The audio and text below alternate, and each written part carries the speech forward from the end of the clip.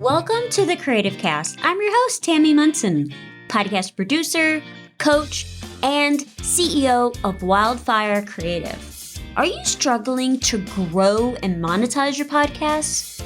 Want to learn more about starting your own podcast? Are you looking for the secrets behind the business side of podcasting?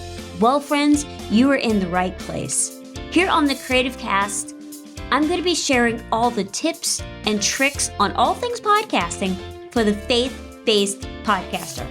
Each episode is going to contain powerful information to help you get started with your own podcast, learn the secrets of building a business, and of course, growing and monetizing your podcast. All right, y'all, without further ado, let's get started. Hey, everyone, and welcome to the Creative Cast.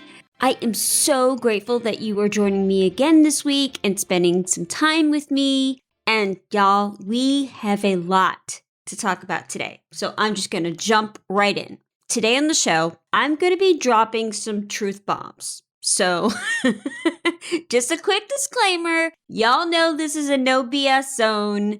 I've been seeing a lot of half-truths out there, and I really wanted to clear the air on some of these things because some of them are just not true. And I see so many people struggling with all the things. So it's time to get real, y'all. Now, as we all know, the podcasting world has grown exponentially in the last few years, especially since the pandemic. So many people discovered podcasting for the first time around 2020, and many people since then have started a podcast because they were stuck at home, and well, why not? People had stuff to say. There are so many podcasts out there right now. I think there's over 2 billion globally, which that's a lot of podcasts, y'all. And there's so much to compete with. And let's not even begin to talk about all the information out there about starting a podcast, growing a podcast. I get it. I know what it's like when you first start and you're getting overwhelmed by all the information, the blog posts, the hours of YouTube videos, the courses, etc. You get overwhelmed by the sheer volume of information available on starting your podcast. Besides having to filter out what's true, what's not true. So that's exactly what we're going to do today. Number one is podcasting is so easy and it's easy money. Now, this is one that I hear all the time. And friends, if you've ever launched a podcast or started looking into even launching a podcast, you know how much of a lie this truly is. Yeah, part of it is easy. But just because the setup is relatively seamless and the recording process is simple enough does not mean that creating a high quality podcast is easy. And that's because there's way more to it than meets the eye. I can't tell you the number of clients that as we're going through the launch process in the one-to-one signature VIP program that go, wow, this is a lot more work than I thought it was going to be. Absolutely. Because it includes discipline, prep time, knowledge of your subject matter, hard work, quality equipment, and most significantly, consistent effort.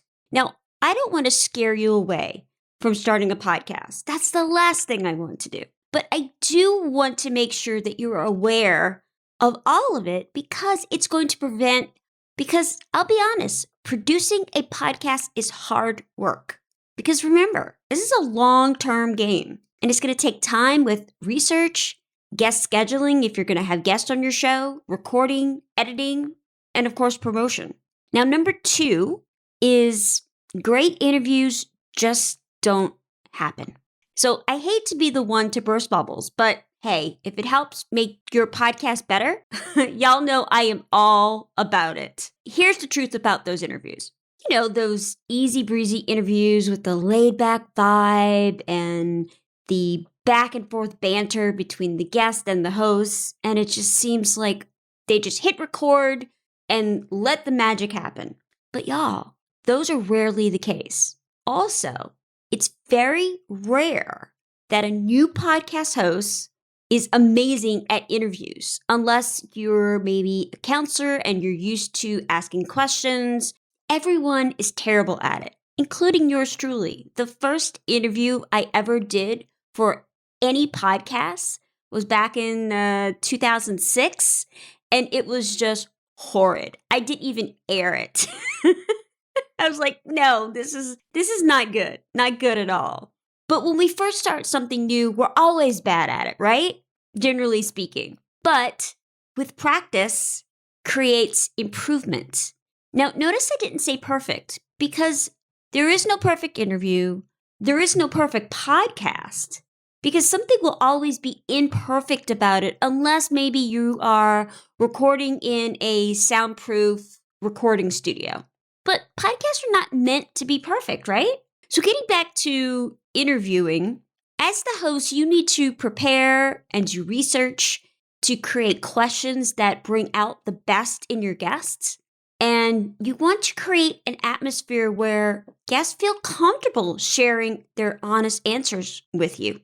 Because you also need to know how to deliver those questions in a natural, unrehearsed way, while still being able to listen to your guests and pivot the conversation where you think it needs to go.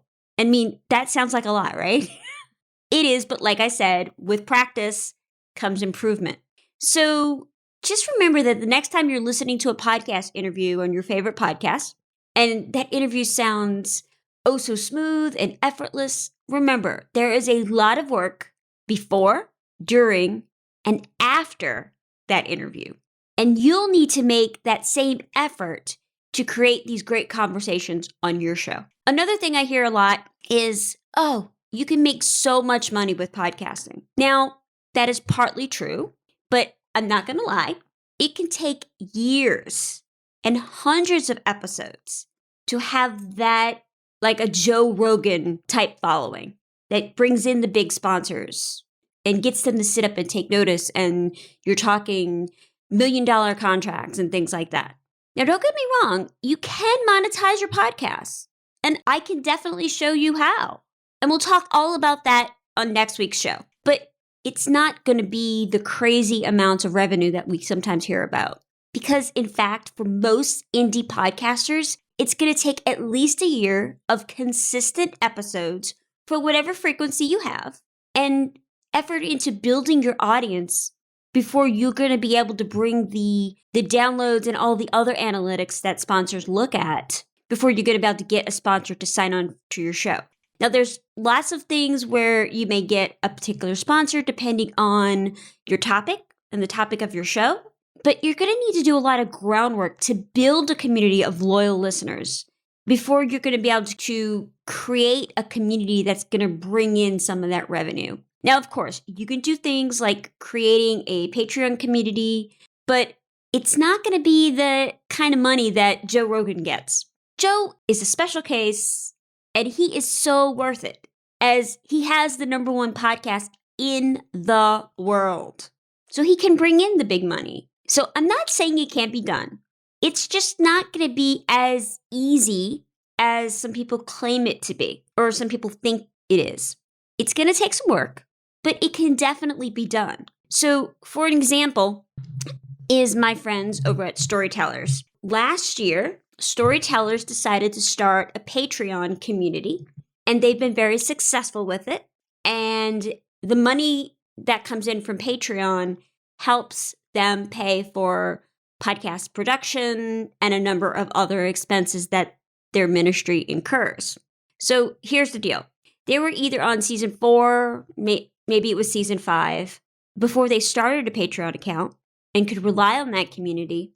And they've only been using Patreon for a year. And they provide extra content at Patreon. So they're doing even more work. They have a weekly show. Plus, they do extra content over there with Bible studies and behind the story episodes that they do. It's not as just easy as saying, hey, we'd love for you to contribute to our community. And everybody goes, yeah, sure. You're going to have to do some extra work in getting there, but it can be done. Another question that I get a lot is, do I really need to edit my podcast? Yes. editing is necessary. Say it with me, y'all. Editing is necessary. And no, I'm not saying that because Wildfire edits podcasts and we produce lots of podcasts, because I'm a lover of podcasting. One of the main things that drew me to podcasting was the natural conversation aspect. And here's the truth bomb number 4, y'all. Most of the podcasts you listen to, even if it sounds unedited, those podcasts have a fair bit of editing that happens. But that's the mark of a great editor. You don't hear it, and you don't know it. Now, it's a common myth that a really good podcast can be produced without editing. But in reality, that's not really the case. But here is the truth, that the best podcasts require work in post-production besides the time it takes to capture all the content that you're going to need for your show. Even if it's just removing background noise, dogs barking, helicopters taking off. In fact, I am having to record this twice because my own dogs were barking in the first version of this.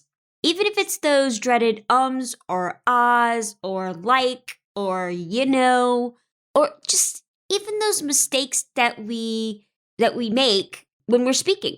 One other thing to think about editing and the need for it is this. With so many podcasts popping up all over, and with celebrities and big name brands now joining the fray as well, you simply have to deliver an exceptional audio, especially if you want your podcast to stand out among all the other podcasts out there in your niche. And that, my friends, means editing.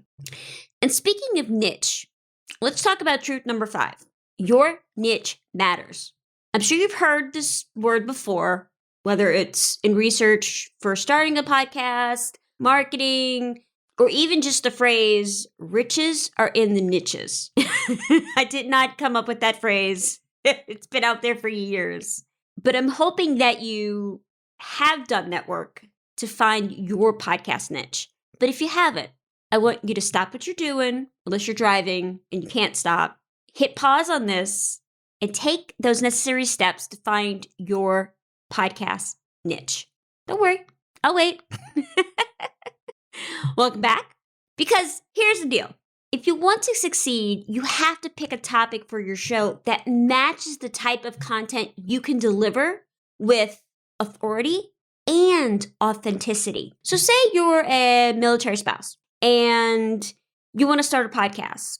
You could start a podcast about the realities of military life, keeping in mind that you're not revealing anything that you shouldn't reveal. And all my military spouses out there know OPSEC, PERSEC, all the security things need to stay in place for that. Or say you're obsessed with the Enneagram and you're an Enneagram 8.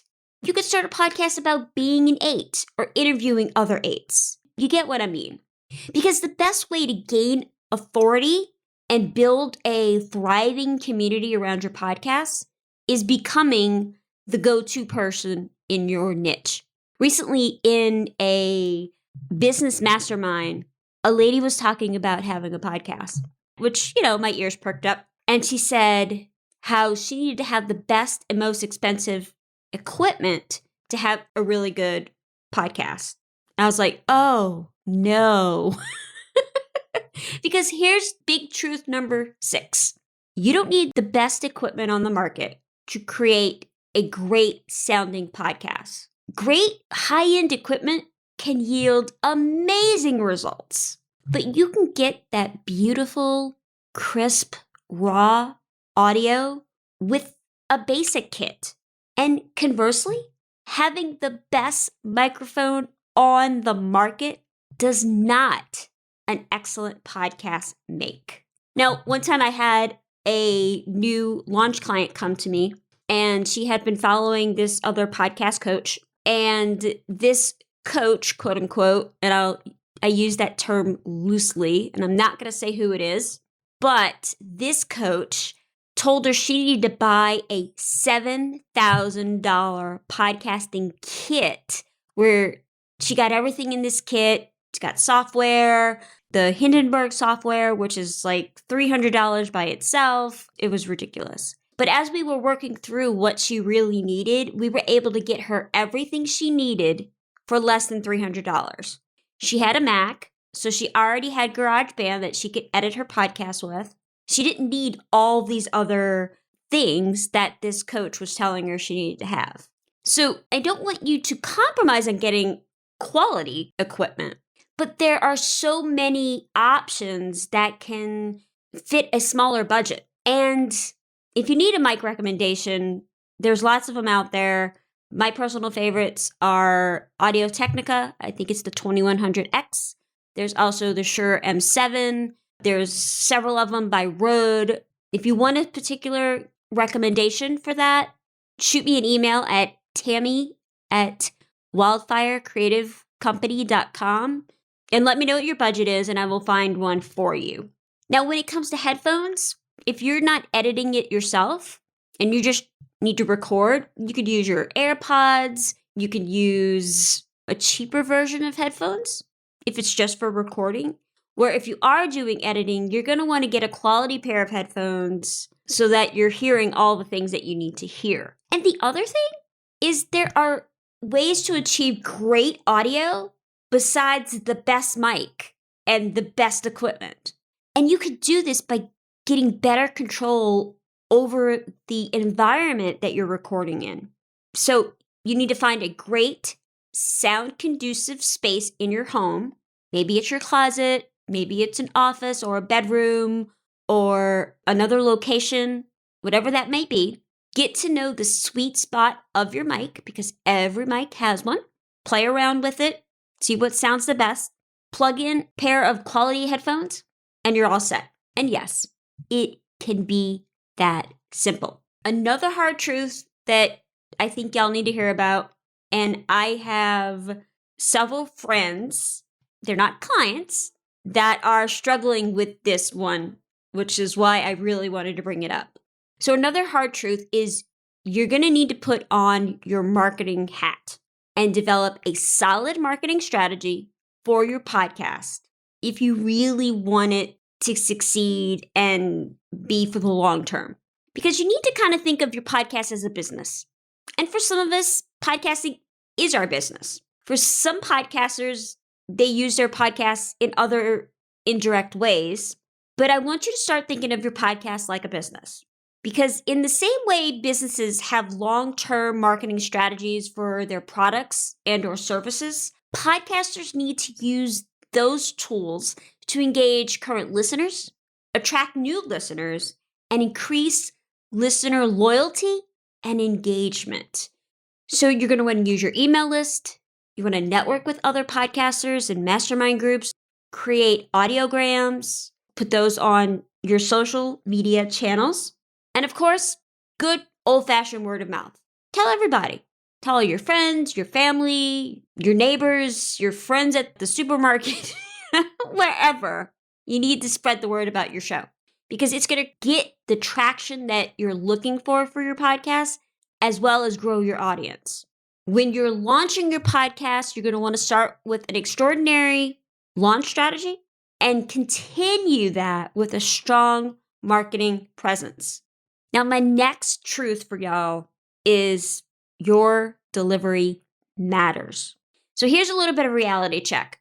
Not everyone should have a podcast. And that's hard truth number 8, y'all. Now, I can hear people going, what? What did she just say? I've even been told by clients, I've got solid content. Why does it matter what I sound like or how I deliver that content? I thought the content was the most important thing and not the delivery of it. Well, it does matter because podcasting is about connecting with your audience. And much of that connection is related to how you're sharing that content. Because once you're there, you must engage and you must deliver your content in a way that your audience is going to respond to. But the good news is this. If you find that your delivery skills are not as sharp as you need them to be, that's an easy fix. So I did a much deeper dive on this topic. So if you go back and listen to episode 5, like way back in the beginning, I did an episode on why you shouldn't start a podcast, and I list a whole bunch of tips in there as well. So I'll go ahead and put that link in the show notes for you so you can easily find it. Okay, back to quality content. Even if you have the best editing skills, the most amazing graphics, and the best equipment that money can buy, none of it will ever substitute quality content. Because y'all, you can't fake quality. You may be able to string listeners along for a short time if you're giving them nothing but fluff or you're kind of phoning it in. But soon, even the most undiscerning podcast listener is going to realize, this is not the podcast for me. And they're going to stop listening. So you have to ensure that you're always giving your audience high quality, valuable content with great delivery. Because it's fun to have all the cool tech toys. Y'all, I'm a techie nerd. I love everything about new equipment. New mics, mixers, all the things. I get it. And if your editing is on point, even better. But none of these things is going to outshine solid content. So you want to make sure that your content and your delivery is the best possible that you can. And sometimes this is where a editor and podcast producer comes into play. But y'all, if you only remember one thing from today's episode, the bottom line is this. While it's true there's a low barrier to entry as far as launching a podcast and starting a podcast, creating a successful, high-quality one is not a walk in the park. Because it's more than just recording podcast episodes and uploading them to Apple Podcasts or Spotify or Podchaser for the world to listen. There's so many nuances that go into creating a compelling podcast, from equipment to editing skills to all the things that I've talked about today. And above all, that careful and deliberate crafting of high quality content for your audience. Because while it may be simple, creating a standout, high quality, in it for the long term, enduring podcast is not an easy thing to do.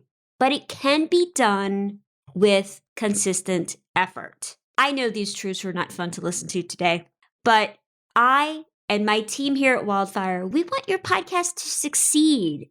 And sometimes that means talking about the hard things, the hard truths. But as they say, the truth will set you free, right? And once you're free of these unrealistic expectations and you have all the facts and you could weed through the half-truths, you're going to be in a much better place to create the best podcast possible and make it something that you do for the long haul and avoid the pod fade trap. I told you this season we were going to be doing recommendations and different types of recommendations, sometimes product, sometimes podcast. So today I have a podcast for y'all.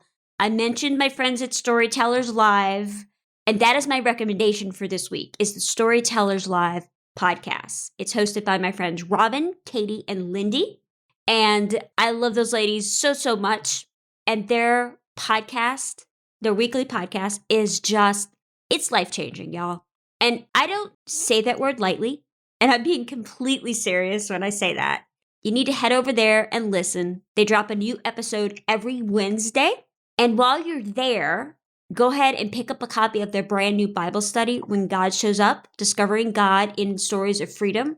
We produced it. It is great. They have, I believe, 8 stories of freedom. Just phenomenal work that Katie did putting that together. So you can listen to the podcast, grab the Bible study over at storytellerslive.org. No worries. That's going to go in the show notes for you. Now, next week's show, I'm going to get into some of the ways to really monetize your podcast. Because I've been getting a lot of emails and DMs from clients and people from our audience asking about how to monetize, especially with the current state of our economy. So this is not a political discussion. It doesn't matter where you stand, politically speaking. It is something to be concerned about. So I'm going to take a deep dive on all of that for you next week about how you can monetize your podcast relatively easily and get some revenue going. So thank you for joining me today. I thoroughly love sharing all this with y'all. I know some of it was hard to hear today, but definitely worth it. Because, ladies, I believe in each and every one of you. I think that the intimidating tech and the inexperience and the overwhelm shouldn't prevent you from accomplishing your podcasting goals, whatever they may be. So let's walk through this journey together so you can spend less time worrying about the details and more time spreading your message and sharing your God-given creativity. I hope that you have a great day, and I will talk to you next Monday. Bye, y'all.